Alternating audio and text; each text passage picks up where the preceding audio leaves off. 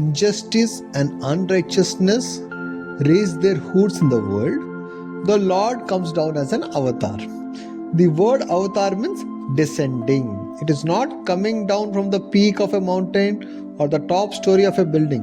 It is a descent from the state of awareness to the state of the body. A little illustration clarifies this point.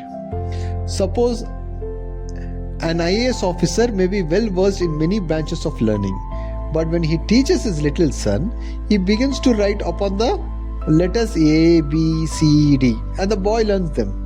Why should such a highly educated IAS officer comes down from the level of teaching to the alphabet? It is for the sake of teaching his ignorant son that the officer is forced to descend to the boy's level. It does not mean that the officer knows only the letters of the alphabet. Similarly, when a child cries, its mother bends low and picks it up. The child crying on the floor cannot reach up to the arms of the mother. If the mother thinks it an act of condescension to bend, then she will not undertake to pick up the child.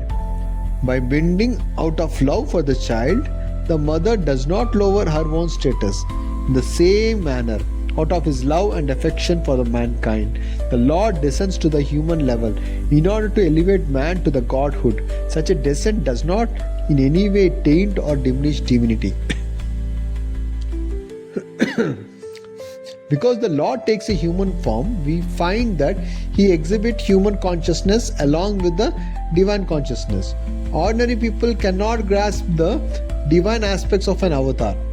God appears to be an ordinary human being to the limited intelligence of lay people because of the coexistence of the divine and human aspects of consciousness exhibited by him.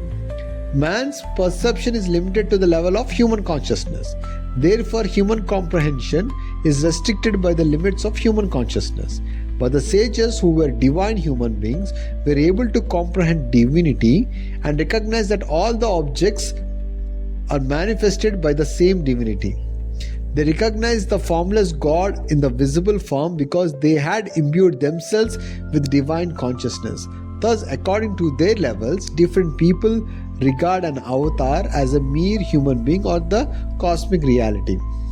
So Krishna says to Arjuna, "O Arjuna, promoted by your human consciousness, you may erroneously consider me as an ordinary man.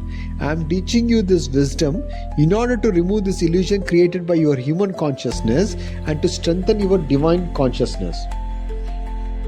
So, for one who desires to attain the divine heights of the Supreme Being, karma and wisdom are like the two wings of the bird. Many jnanis put a stop to this action thinking that they have reached the highest state. In the state of Nirvikalpa Samadhi, it is not possible to do anything.